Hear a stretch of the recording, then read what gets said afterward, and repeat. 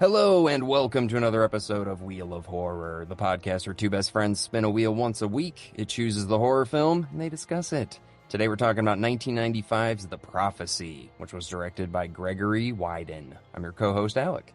Eric, and with us again is Josh from the For Nerds by Nerds podcast. Josh, welcome back to the show and your first show on Wheel of Horror, not Fresh Film Fridays. So welcome. Thanks, fellas. So happy to be here. Huge fan of the show. I love this. Dude, that's really nice of you to say. We really appreciate it. That puts a big smile on my face. I'm glad. Because we did the Willy's Wonderland in like 2021, because that was right when it came out. So it's been a while. So it is really nice to have you back. And before we jump into the movie and all of that stuff, I wanted to hear about your podcast, the For Nerds by Nerds. And then I have one other question for you. So why don't you just tell us a little bit about your podcast, when you guys air, all that good stuff? Oh, sure. Yeah. Consistency been a little bit of a problem lately. Life gets busy. But yeah, we usually have new episodes every Monday. We do a lot of movie commentaries, reviews, stuff like that. Once in a while, we just do chatting episodes where we talk about the latest news and what's going on in the film world. Our latest episode was on the new Captain America film. Other than that, I also do a horror movie podcast called High on Horror. That comes out every Monday as well. And it's a lot of movie reviews. We do segments like Frightful Finds, where it's like anything horror related we did for the week, where we talk about that, and then we discuss a movie. It's a real fun time. Dude, I love that. So are you guys like high while watching the horror movie, or what is the name? I am once in a while. No, it's just about like it's what we enjoy, getting high on life, and then we get high on horror. Hell yeah. I love that. Oh, and when you guys started the For Nerds by Nerds, yeah, it was like early 2020, right? Yeah, right. Literally, we got lumped in. Everyone was like, "Oh, you're a COVID podcast too?" And I'm like, "No, we started like a week before." We are such a COVID podcast. Yeah. Like, we won't let it go. We're gonna keep it going for as long as possible. It's the only thing that was better during COVID was podcasting. It's everyone got busy again afterwards. That's hilarious. You started it right before COVID. You're like, yeah, let's do this. And then all of a sudden the world just like shut down. We originally started in January of 2020. We started a Smallville podcast where we were going episode by episode of Smallville. Eric, he loves Smallville. It's great. I love the first couple seasons of Smallville. Yeah, it's a fun time. But it was just too much work for new podcasters to figure out like how much detail you should be like focusing on. Yeah. So then we broadened it up because I had the idea for this show long before that, and it was just like me and my buddy loved Smallville so much. We were like, oh, we could do this. This is something we both love. Quick plug, I worked with Will Reeve, Christopher Reeve's son, for a bit at ESPN. What? I worked on his he did like a Sports Center AM segment, and super nice guy, like angel. He's in that new documentary about Christopher Reeves, and he seems like the sweetest guy. Yeah, I have to watch that, and I also have to watch his other documentary where he travels to all of his dad's spots he went to. I got to watch both of those, but he's gonna make an appearance in the new Superman movie too. Is he? Yeah, he is. Yep. That's cool. I thought, well, he'll never don the suit. He's like, no, that's not him. No, yeah, no. One quick story. I was in the caf at ESPN. It's a really nice caf. Like it is. They had everything there. You could get like Sour Patch Kids in a jar. It's like a candy shop / pizza / deli / salad / specials, everything. And I remember he was walking by and my coworker was like, who's that guy? And I was like, that's Christopher Reeve's son. He's like, he's handsome. I'm like, yeah, he's Superman's son. Of course he's fucking handsome. He's very handsome. It'd be weird if he wasn't. Not to derail. Definitely check out the For Nerds by Nerds and High on Horror. That's awesome. Yeah, because you guys cover on For Nerds by Nerds like everything, so it makes sense. Captain America, you did Star Wars, you did all that stuff, right? Oh yeah. We've done commentaries for all the Friday the 13th movies. We touch on everything, anything you can nerd out for, we'll talk about. It's a pop culture show, I like to say. I love it, man. Well, since this is kind of technically your first time on Wheel of Horror. Do you have a favorite horror movie? And I know that's a pretty tough question. And if not, do you have like a genre that you kind of lean towards? My favorite genre is definitely 80s slashers. I love them so much. Oh, yeah. My favorite movie, which it technically is a horror movie, and I loved your guys' episode on it, is Jaws. Oh, yeah. That being said, my favorite horror movie technically would be Halloween. It's also mine. Also mine. The OG or the Rob Zombie? No, no, the OG. Yeah, yeah. I'm already with you. That being said, two of my favorite horror movies of all time are Halloween 4, which I think is just incredible, Yeah. and Friday the 13th Part 6, which is just fun as hell. Oh yeah. Yes, those are fun movies, no doubt. Yeah, Friday 13th Part 6 is amazing. I love that one. Is that the one with Lark Park Lincoln, Alec? No, no, that's 7. 6 is Jason Lives, so it's when he's like resurrected with the pole that goes into the ground and gets electrocuted, right? Yep, yep. Is that the what's his name? Tommy Jarvis. Yeah, Tommy Jarvis. Yeah, yeah. That was great. Was that the one he's older? Yes. So he's at the camp. I know exactly that movie. Sorry, dude, I have such a hard time differentiating the Friday the 13th. There's so many. Yeah, there's so many. And part 4 is great too. Yeah, 10 years later. Yeah, Eric, you have a super soft spot for that one. Which one? Halloween 4. Oh, I love Halloween 4. It's amazing. Yeah.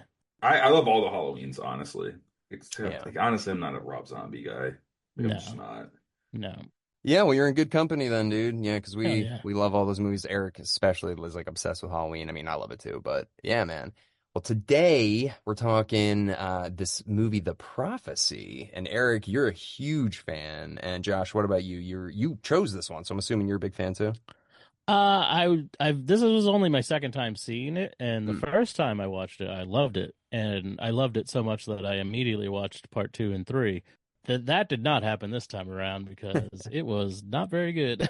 Yeah, it doesn't age that well. It doesn't age that well, for sure. Well, the sequels, dude, I can't even believe The sequels are rough. there's 5, I think, or 4. 5 or 6. Like Yeah, like it's insane. But there's only 3 with Walken. So like those are the real ones, I think. Even that's crazy, dude. There's like 2 straight to VHS movies in the 90s when Christopher Walken was like pretty big. And he's like, yeah, I'll do 2 straight to VHS sequels. I don't know. I just think he enjoyed doing these films. I really just think he had fun. Well, Eric, I mean, I remember you liked this as a kid. So like, Yeah. what's your whole background with this? I mean, I saw this movie going to CCD as a kid and going to church all the time. And this movie like took my religion thing and like put it in a weird spot. And I don't know, I really enjoyed this movie growing up. And I don't know I just think the humor of it, but I love like the archangel stuff. I love Vigo as Lucifer. I could go on and on about everything, but like I like this movie a lot. I don't know how else to describe it other than it's a ride. And when I first saw it when I was like 11, I'd say, I was like, yo, this movie's dope. Can you admit that you have a huge boner for Eric Stoltz? Eric, can you just admit that? Sure. Yeah. Oh, you love him. Not in Back to the Future, obviously, for obvious reasons. I feel like you love him. He did a good job in this movie. I mean, he wasn't that big of a role, really. He didn't have to do too much. He was in it for the first quarter, and then that's it. He's out. Yeah, this had Christopher Walken and Eric Stoltz both from Pulp Fiction, which came out the year before this. But I heard this was filmed in '93 and then released in '95. Yeah, it sounds like they had trouble with the releasing it. Yeah, it's interesting. It reminds me a little bit of The Crow, which I kind of think is another reason why you like it, Eric. Like it has Crow vibes. Or am I crazy? It does. It has I mean, it's unique. It's a once you're in the movie and watching it and like sucked in, you're watching it and you're not missing a moment of it. The Crow is the same way. I can every scene in that movie took me for the ride, and this movie does the same. I think The Crow is better, but this movie is really cool when it delves into the religious aspect of archangels. And something about archangels and that whole part of religion is so cool to me. Yeah, yeah, religious horror. I mean, how do you feel about it, Josh? it is a little hit and miss. There are movies that are kind of horror, kind of actiony, both featuring Paul Bettany that come to mind, would be like Priest and I don't even remember the name of the other one where he was an archangel. Hmm. And it's always a little weird, but it is fun. This movie is fun, even though it's not amazing or anything. It is cool, and I think all of that type of like religious aspects to it make it really interesting. And like the way the angels are always like perched, they kind of sit like birds. and Mm, how they kind of seem to have superpowers, and like it is filmed kind of like it's a movie based on a book, yeah. but the book doesn't exist. Like there's a lot of like show don't tell, and it's like it feels like, oh, they definitely described that more in the book, but there's no book to this. Like I'll Right. go even further back, like Dark City vibes almost, Alec. it is very Dark City, yeah. Very Dark City, like very unique, very if you're watching it, you're there to watch it. Well, I felt the same way. I was like, this has got to be a graphic novel or something. Like, and I looked it up, and now it's just one dude who just like wrote and directed it, and he wrote Highlander and Backdraft. Those are his other two calls to fame. I love Highlander. Yeah, Highlander's sick. But this reminded me of Eric, a movie that you need to see is Prince of Darkness. It's John Carpenter. No, I Mm. haven't never seen that. No. Okay, have you seen that one, Josh? I have seen clips. It's on my list. It's on my Amazon Prime list right now. Also has Donald Pleasance in it. Dude, Donald Pleasance, John Carpenter, late 80s. It's incredible. What am I waiting for? I know, That's what Eric. I'm doing right after we're done recording is what I'm It's doing. so good, and it's a religious horror movie, so it's like this. I think it's better than this, but it's similar to this. Okay. And then this also reminded me of Preacher, the comic. It's like a Yes. graphic novel series. Yeah, you read or seen the AMC show? Yeah. Hmm. I love the graphic novel. I didn't really like the show too much, but this had weird feelings like that. Like they talk about the word, which is also in Preacher, and yeah, it gave me a heavy Preacher vibes. The other movie I was thinking of was Legion. Have you seen Legion with Paul Bettany? No, but I know I'm like, It's not uh, bad. yeah, I gotta watch that one. And then it's Constantine is another movie I haven't seen with Keanu Reeves. This is very Constantine-y. Yeah. Yeah, so that's the other one that comes to mind that I had not seen. Yeah, we got to cover that one eventually. So I feel like I watched The Prophecy. I was like, I'm done. Got my religious archangel filled. I haven't seen any of the other shit you guys listed.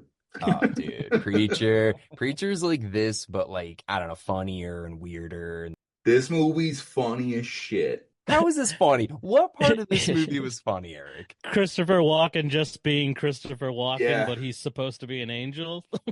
That's hilarious. His hair was funny. Like him going in and asking for directions with that woman and just being like, "Don't worry about her." And it's like someone who just got pulled off their deathbed. I Right. love that scene. Like all of it. Everything Christopher Walken does in this movie is so serious. It's like almost like Michael Caine in the Muppet movie in some ways. I don't know how else to describe it. Like he is going for like he deserves the Academy Award for this movie. I thought he was fantastic.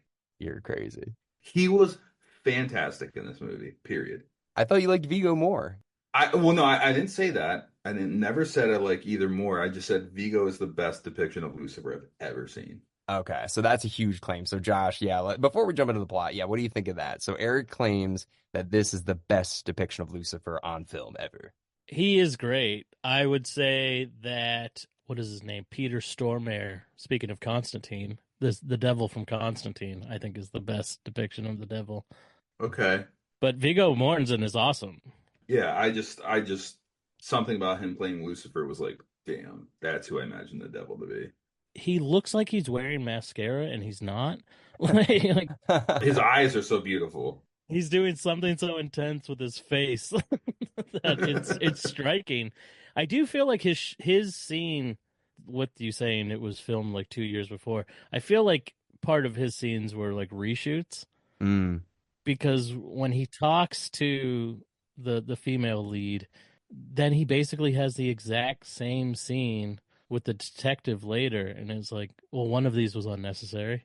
Oh, dude, we got to get to the end because Eric, I was so confused. Yeah, the ending. Oh well, let's just say this: the ending happens very quick. Yeah. It's just over. He was like whipping a wall with his t-shirt, and all of a sudden the devil comes out. He's like, "Hey," and yeah, and then he just had like the same scene with Virginia Madsen. I was like, where are we in this movie right now? Yeah, the last 15 minutes kind of go a little off the wall, but that scene right at the last 15 minutes with Vigo talking to the woman, Fantastic. spilling it out what, two hells is one too many scene. Love that scene. I got to give it up for Tim Curry in Legend, though. That's Yeah. my devil. He's not Lucifer, though. He plays the darkness. It's different. Whatever, dude. That's the scariest devil right there. That's the horn devil, you imagine, with the hooves. All right. Like, someone walking on Earth as the devil, Vigo. I'm sorry. What about little Nicky?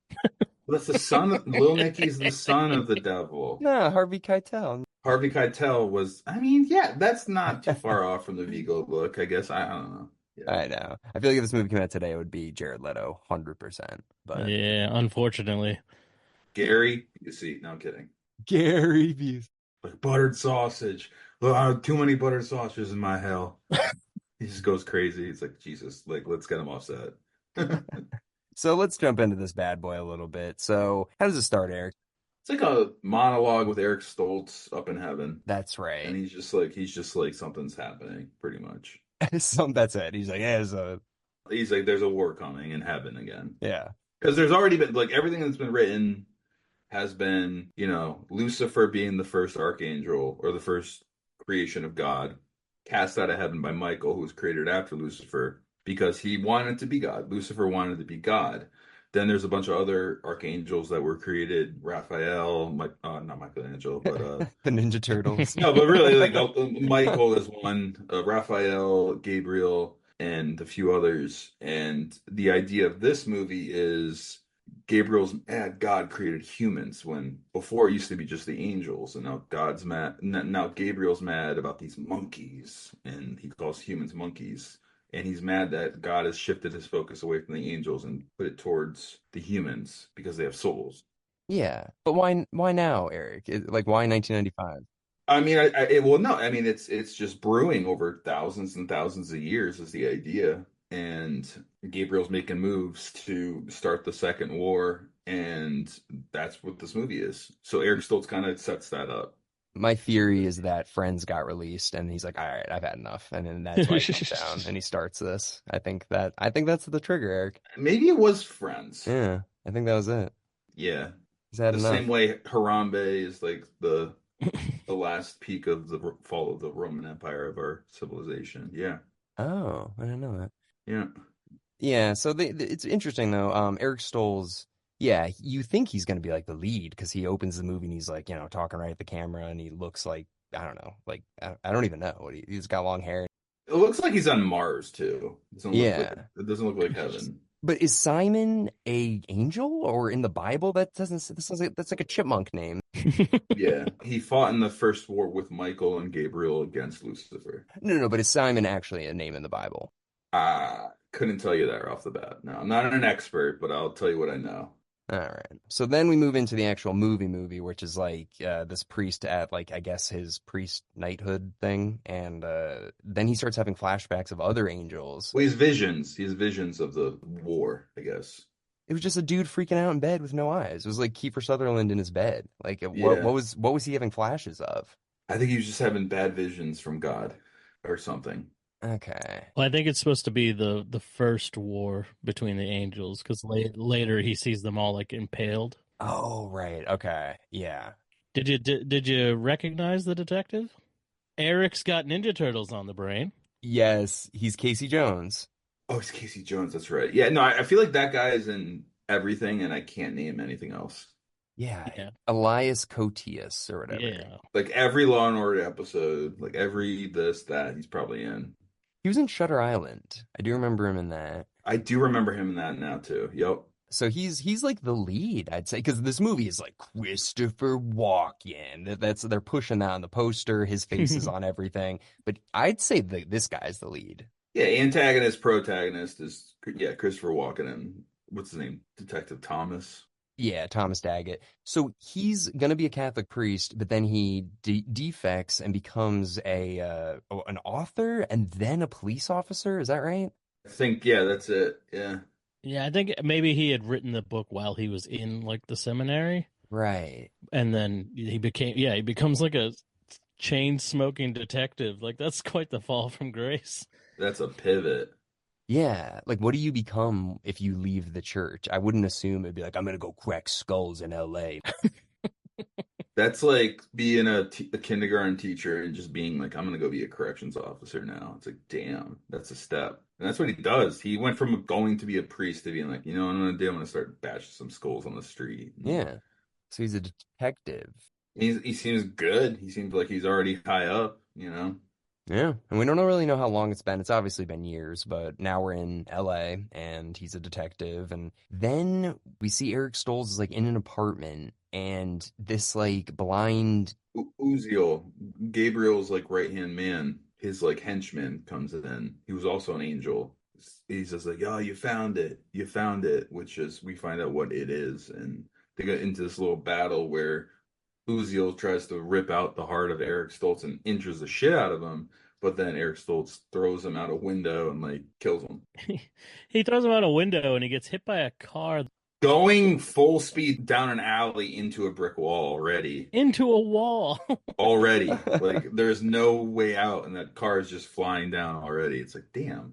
Yeah, but it was weird. It was like you said earlier, Josh. They were like superheroes. Like he was able to jump from like the street up to the window or something like that, right? And then when he got in the apartment, he was just like a regular dude. Like I don't know, it was weird. I feel like that's the idea behind this movie is they wanted to do more, but it's like, wait, we're in reality and we can't do all this stuff you want to do. I don't know. They just didn't seem like they actually were angels or they had any superpowers. They're like animalistic. Yeah, they seem to have some form of like mind control over people, but they also state like when they come to Earth like this, they're mortal again. That's why they're so pretty much like easily Yeah. killed. But it's Yeah. like, then why are they jumping 3 stories into the air and mind controlling people if they're just mortal? Yeah, and then he's like, I can't drive. Yeah, can't drive a car Well, though. that's the fun of the Yeah. movie. That's the fun of the movie for sure. Okay. Because Christopher Walken has a little sidekick. He's got the guy from Dazed and Confused. But this guy, I didn't really understand why he needed this. Was it just to have a guy drive him? I think just as a henchman, he lost Uziel, so he needed someone to just help. It's that type of stuff though, where it's like that feels like something that would be more fleshed out in a book. Yeah. Yeah, totally. But he also like, I need you to dig a grave. Like he's not gonna dig a grave. Although, like Okay. they're angels, and he's like, I can turn cities into salt, and my horn can destroy cities, and this and that. But at the same time, it's very microed into humans. So that's where he is now. He's a human. So But there are contradictions to that. Like Simon gets like fisted in the stomach and he's Yeah. all messed up for the rest of the movie until he dies. Christopher Walken gets shot like 8 times and he's just fine. He's just walking around with a bloody shirt. I think one of the ways to kill, I mean, the angels don't really leave Earth because they don't have souls. They don't leave Earth until their bodies are completely burnt and gone, like ashes. Because that's what Christopher Walken has to do in the morgue, and that's what he does to Simon later on. But also, that's what happens to Gabriel too. Is like you have to like take the heart out or burn the body completely. Is like what I've gathered. I think that's true, but the other contradiction is how did Simon get from LA to Arizona? Yep. The bus. He had to take the bus. He can't drive. But did we see him taking the bus? I feel like he just like walked out of the desert. They fall down to Earth. They come to Earth. No, but he was in LA in that apartment. He like had that colonel's name circled or whatever, and then all of a sudden the next scene he's like walking through the desert in Arizona, and you're like, wait, how did he get there? And then Christopher Walken's like, I need a driver. I don't know. The bus. But okay, so then why the circle of the colonel or whatever? So is this guy like the most evil guy in the world and they need his soul or something? So apparently, angels don't know war tactics like humans, and that's why they need the dark. Gabriel's looking for the darkest souls. Like Hitler did a lot of dark things, Yeah. but he was never in the trenches, and unless you count him for his wars previously. But this guy like was cutting people's faces off and scalping people and keeping it as souvenirs, and he's a dark soul, but Right. a war hero when he comes back home. So it's like, damn. Okay, so I'm confused why the angels want his soul. It's because the angels don't have the knowledge of human warfare, and they need that for Gabriel to do his war where he eradicates the humans.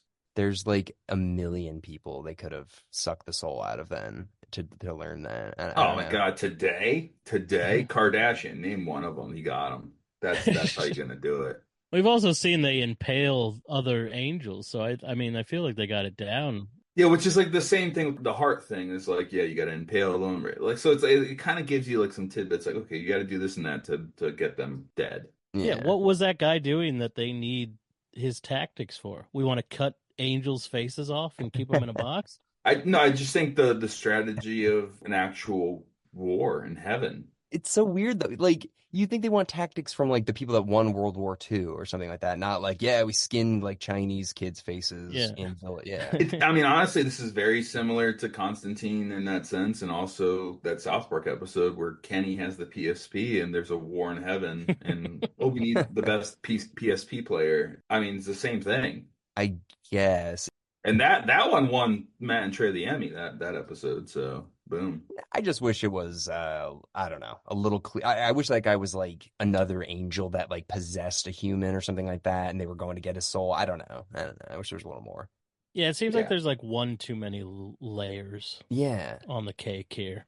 But yeah, so then we're in Arizona now because the detective they go to this apartment, they see it's like a bloody massacre. They got this guy who's just like he's a hermaphrodite, he's got no eyes, and he's like smashed with a car and all this stuff. So then Christopher Walken comes back. He gets the Bible. No, he gets the Bible, Thomas, that Uziel was holding on to. And it's an ancient Bible that also has an extended version of the Book of Revelations.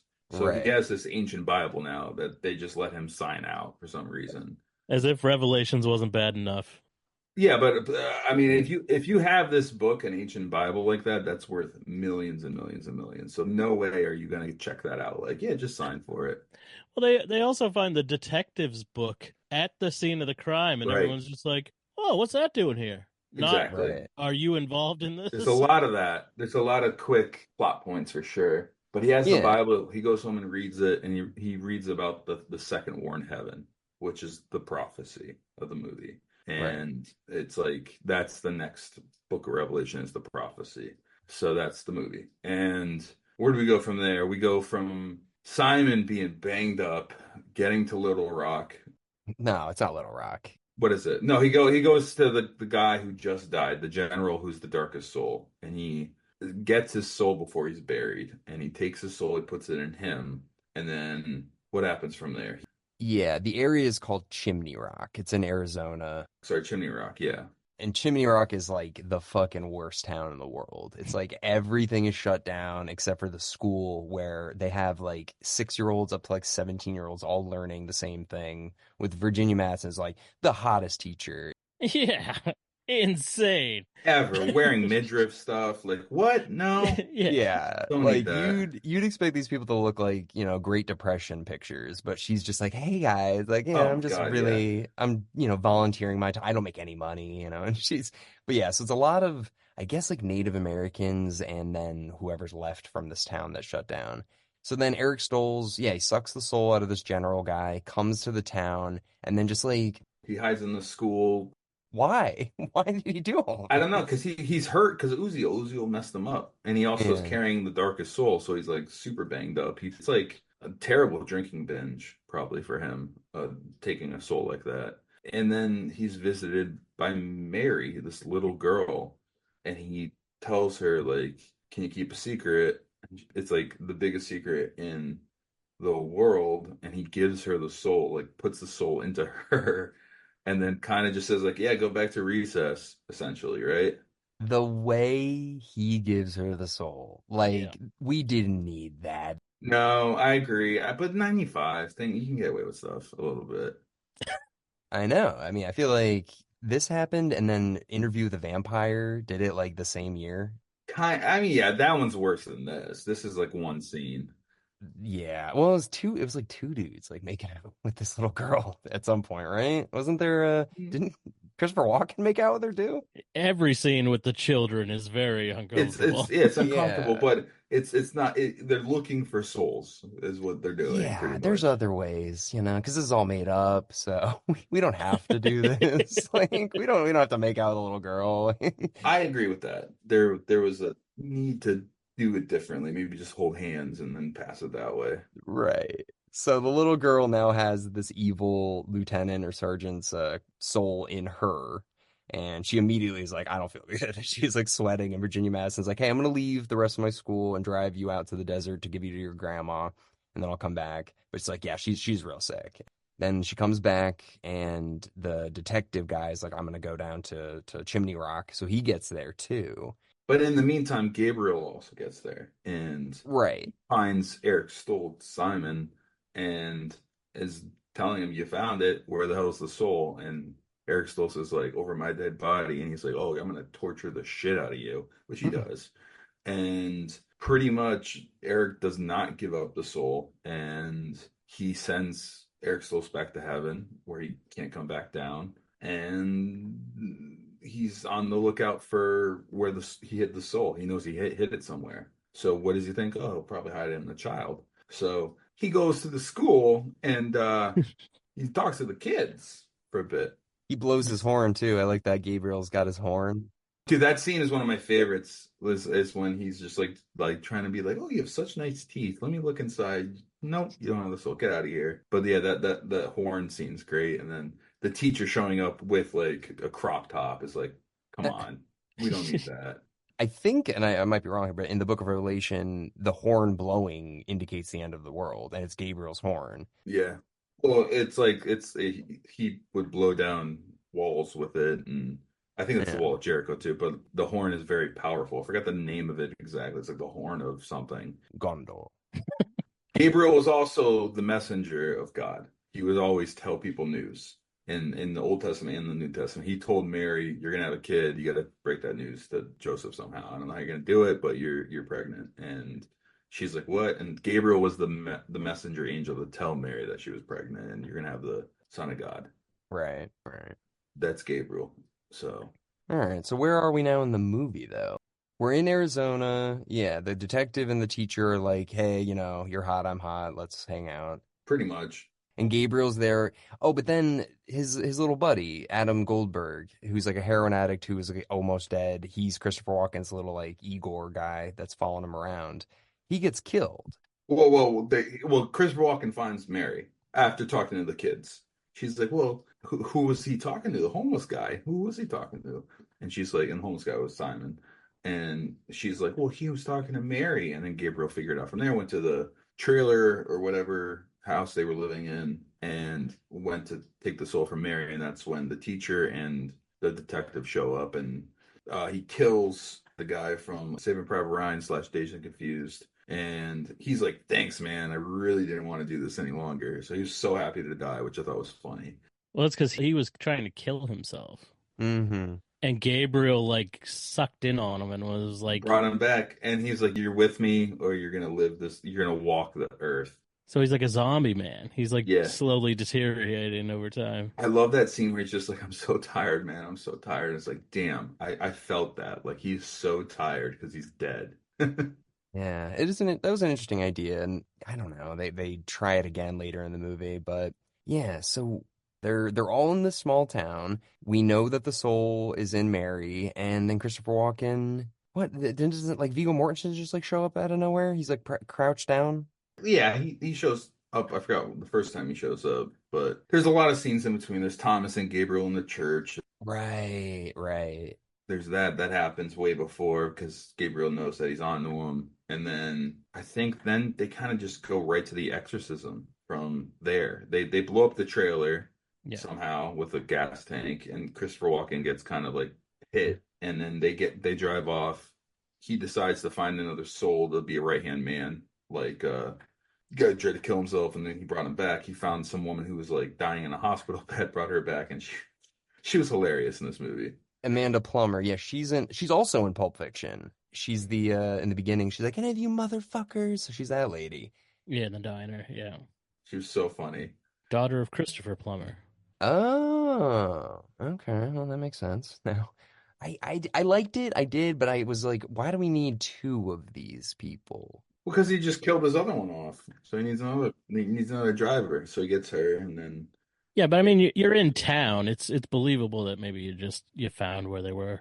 Yeah, it felt like such a last quarter kind of like, hey, we're gonna throw this like monkey wrench in here randomly. this part of the movie when they enter a cave by that area seemed a little too coincidental, and there was like ancient writing on the cave, and they go up there, which is really kind of close to where the exorcism's being performed on Mary. And I felt like, I don't know if this seems cool. Like it shows the war in heaven going on, but maybe you should have just done a vision. Maybe that would have been like more realistic. I don't know.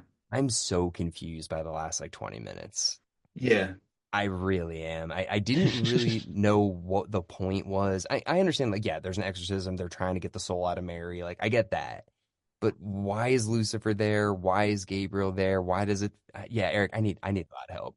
Gabriel still wants the soul to fight the second war in heaven. Lucifer doesn't want Gabriel to get the soul. He's not on God's side. He's not on the human side either, but he's on the side of I don't want Gabriel getting a hell because I have a hell, and two hells is one hell too many. So wait. I thought you said it was because he wanted it to know how to fight a war, not to build another hell.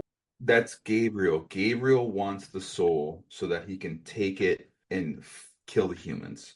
That's his goal. The first war in heaven was Lucifer's war, which was Lucifer wanted to be God. He was jealous of God's power, and he was cast out of heaven by Michael and all the other archangels. We don't even see Michael in this.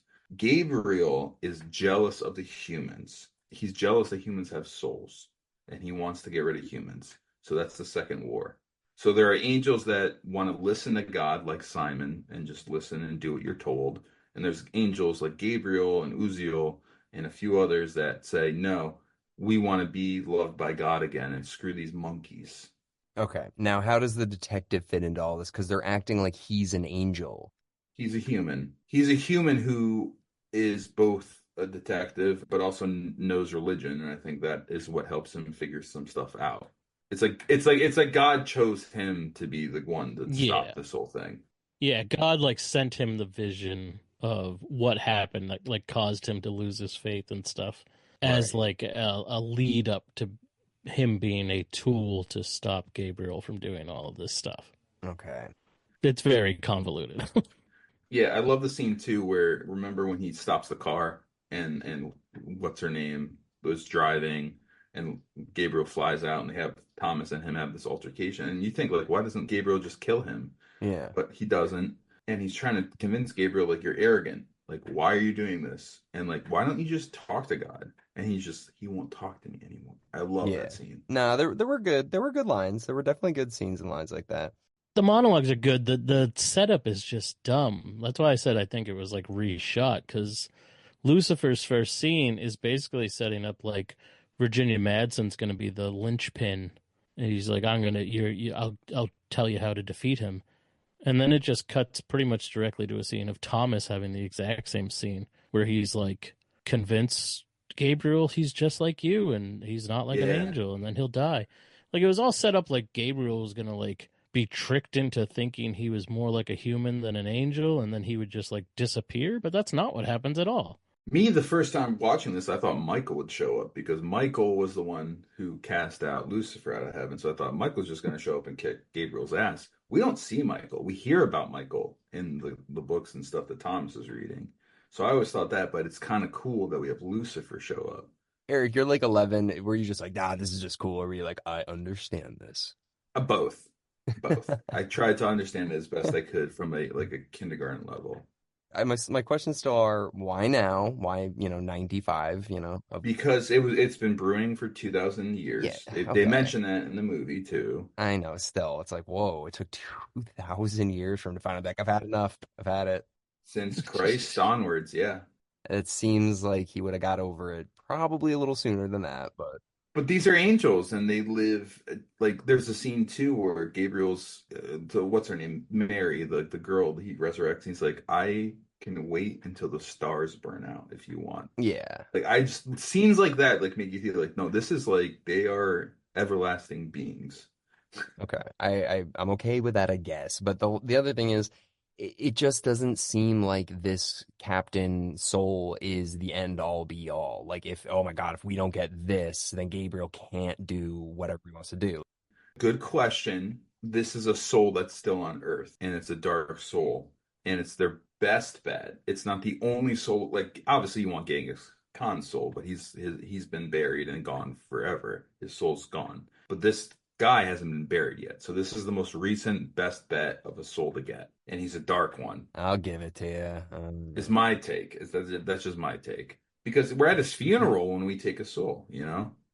I love the flashback, like the archival footage they watch of that general, Yeah. which is set in 1950, and he looks exactly the same as he did at his funeral 45 years later. Yo, I agree with that. Yeah, I mean, there's some shitty stuff they do and they hodgepodge it together, but like The little girl was pretty good.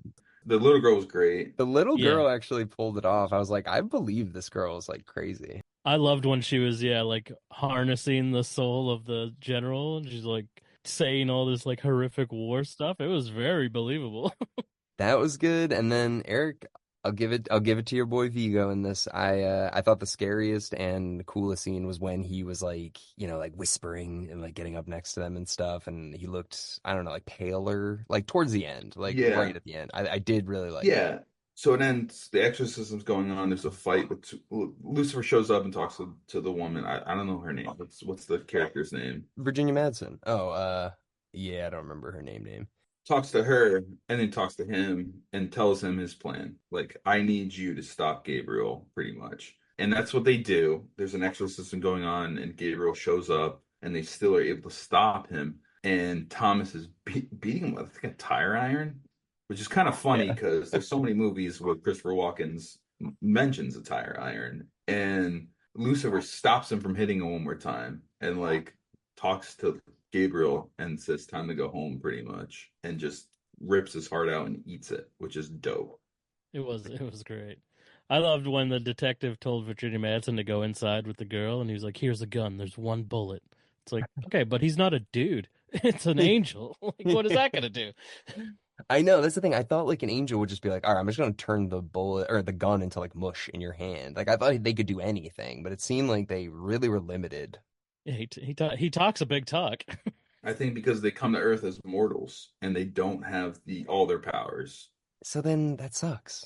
And they're not sent by God, they're sent on their own too. I think is a way to look at it too. All right. Whereas Gabriel would turn Sodom and Gomorrah into salt, he didn't because he can't.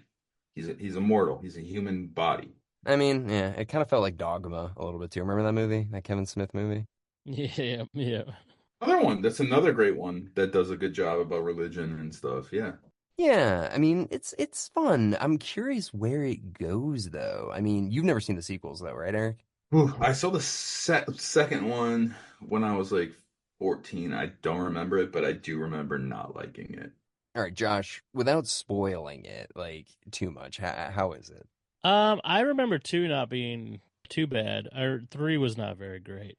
Two, Casey Jones is in the beginning of that, and then I feel like it is more like what you expected this to be, where it's like an angel like protecting a person. It's kind of more like Terminator-y. Okay. Was the third one where Gabriel gets turned into a human fully and he's like a homeless guy in the street with his horn, playing the horn for money? That sounds familiar. That's like the only scene my brain remembers from the sequel. Yeah, no, well, I mean, well, I'm sure we can continue the series. I mean, find out maybe not get all the way to five. I wouldn't hate to watch two and three, Yeah. but I don't know if I'd watch like the straight to Walmart bin DVD. I would definitely suggest doing Legion. I feel like that is a better version of this movie. Yeah, we should do other like religious archangel movies. Like Constantine and Legion are two movies we should do. Yeah, Yeah. Legion's good. That's where you are getting like more angels. Like there is a Gabriel and a Michael and a bunch of other ones. And that came out like in the 2000s? Yeah, yeah. Paul Bettany, who plays Vision in the MCU, he did two movies like back to back. One was Priest, which is kind of like Mad Max, but he's like a kung fu priest. And he also did Legion at this like pretty much the exact same time. Like So an actor did the Deep Impact Armageddon yeah, feature. yeah, one actor did both films. Yeah, it's crazy. I like that. He's like, Yeah. you know what? Typecast me. Boom. Let's do it. Legion is like this, where there's a girl, I think a pregnant girl she's pregnant with like the second coming of Christ or something like that. So Mm, angels and demons are trying to like hunt her down. And okay. Gabriel shows up to like protect her, but other angels are not quite sold on the fact that this is the second coming of Christ. Eric, that sounds just right up your alley. Yeah, it's good Yeah. shit. I love that stuff. I really do. All right. Well, yeah, we'll have to add that one to the list. Dennis Quaid's in there. A whole bunch of people are in there. Oh my God. I love Dennis Quaid. Parent Trap? Favorite line from this movie though is when he's with the kids and the teacher's like, "Everyone back to class," and Christopher Walken's just sitting there like, "Yeah, kids, study a math, key to the universe." I think that's so funny. I don't know why. He gets real Christopher Walken-y in the middle. Oh, it's so good, dude. And I feel like he was born to play this role. One, he has this pale angel look to him. I don't know how to describe it, but it was perfect. I don't see anyone else playing that, but I'm gonna check out those other movies. I will say, because this is something you guys have definitely talked about, and people from our generation know exactly how this feels. The covers to the VHSs of these at the video store were very effective. Hell yeah. Christopher Oh, yeah. Walken's face. Yeah, his pale face with that hair just staring at you. Props. That's a dope name with Christopher Walken. Gotta This must do be it. horrifying. Come on. His hair is insane in this. It's like movie. a helmet. It's crazy in this. It's Yeah. like Dead Zone, but it's like more. It's Oh, like, it's way worse than Dead Zone. Dude, this looks like a Lego wig. It's like a black version of Dracula's wig from Bram Stoker's Dracula. Like the big Literally. butt looking him. Dude, it's insane. iconic. All right. Well, Eric, do you want to read the stats before we wrap up here? So this movie came out September 1st, 1995, as you mentioned, Alec, after some production and distribution issues. Its runtime is an hour and 37 minutes. Budget, I could not find the budget, but it made in the box office 16 million. It was 8 million, Eric. The budget is 8. 8, so it doubled its money, which is why we Yeah. have 2 sequels. Rotten Critics scores 46%, Rotten Audience 64%. The audience loves it more, including me, than the critics. And I just want to say I love this film. I love this film. What would you give it, Eric? I would give it, watching it today, it's just so hard to like go back and be like, it aged. Like if I was 11-year-old Eric would be like, dude, 89, 89. But today I'm like, okay, like 74. Oh, wow. I love this movie. So I'm that's like a lot. Okay. That's my score. I'm gonna give it a 74 because I think it's just so unique and for the time, great, budget wise, did a lot, and I love the religious aspect of it. I love the angel stuff. Yeah. What about you, Josh? What would you give this if you had to rate it? I'd give it probably like a 65. It's definitely watchable. I've seen way worse. It's just not incredible. It's very like, yeah, down the middle of the road. I think, Eric, you've got some nostalgic, like, Oh yeah, no, I'm totally biased. I'm absolutely biased. but it's not terrible. Like, I didn't not like it when I was watching it, but there were a few things I was just like, what the fuck is happening right now? But overall, yeah, I enjoyed it. But Josh, dude, thank you so much for coming on. This was really great to chat with you about this film. Oh, absolutely. Yeah, thank you for having me. It was a fun thing to rewatch because I had only ever seen it once, and yeah, I was so excited to come back on the show. I was like, when you threw it out there, I was like, hell yeah, I'll do the prophecy. And Yeah. I saw it as someone else wants to do the prophecy. Yeah, Hell yeah, let's do it. I can say I don't know a single other person that has seen this movie. Everyone I bring it up to is like, I've never heard of that.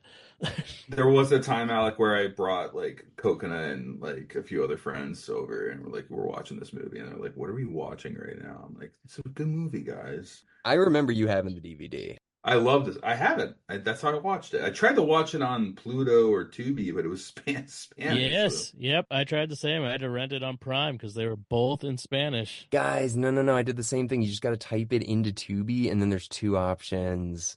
Well, no, I whipped out the DVD. I was like, "You're gonna make me do this? Like, do I either pay $3.99 on Amazon or do I go downstairs, figure out my DVD player, which is a disaster scenario, but I figured it out. I watched it on DVD, and it was all widescreen as shit. Like, it's just like, ugh.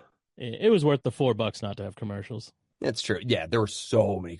Everything was like a Candy Crush knockoff. Every single commercial. It was just like Gossip Harbor, like things that don't even sound real. I look up Gossip Harbor, guys. I'm telling you, the commercials for this they're like a crack addict's fever dream. Yep, I believe it. No one's ever gonna know what I'm talking about, but Gossip Harbor. But Josh, yeah, dude, we'll definitely have you back in the near future if you want to continue doing the prophecy movies or Legion. We can do Legion with you next if you're interested. Oh, absolutely. Yeah. And if I could recommend a movie for you guys to add to your wheel sometime. Oh, please. Please. there's a late 80s slasher that stars both Sam and Ted Raimi, as well as Bruce Whoa. Campbell. It's called Intruder. I don't know if you guys have done that. I don't think you have. No, we haven't. I'm writing it down on my note thing. The effects are incredible. It's a slasher movie set in a grocery store. The Intruder or Intruders? I believe it's just Intruder. Intruder, okay. Grocery store slasher film from the 80s. Okay. It is fantastic. Damn, I can't believe it wasn't directed by Sam Raimi, right? No. Do you remember in Spider-Man 2, at the beginning of Spider-Man 2, he's delivering pizza, and then he has to become Spider-Man to deliver the pizza? Oh, yeah, I remember that scene. That's famous And scene. there's a quick moment where he has to drop his stack of pizzas on a porch and like fight some crime real quick. And then he goes to get it back, and there's a guy like taking a piece of the pizza out and trying to eat it, and Spider-Man webs the pizza out of his hand and takes it back. That guy is the director of that movie. He directed Okay. Intruder. Him and Sam Raimi and Bruce Campbell must just be friends because they all work together. Right. Okay, we'll definitely do that one then, yeah, because, obviously we love all those guys. So that's great. I've never even heard of that. But Intruder, some of the best effects kills I've ever seen. Oh, girl. All right, we'll get you on for that one. We're gonna do that. Summer Wheels coming up, so we'll do that. Oh, perfect summertime movie. Summer. It's a summer. Is it a summer movie? Kind of. I mean, it doesn't seem set, but it's like a California type of movie. So hell yeah! All right, done. Let's go. do not watch the trailer. Don't watch the trailer. The trailer ruins the whole movie. Do not watch the trailer at all. Won't do it. Won't do it. Well, thank you for the warning, yeah. All right, well, I definitely won't now. All right, well, Eric, what do you say you spin the wheel? Jeez, we only have so many left. All right, here we go. Spinning.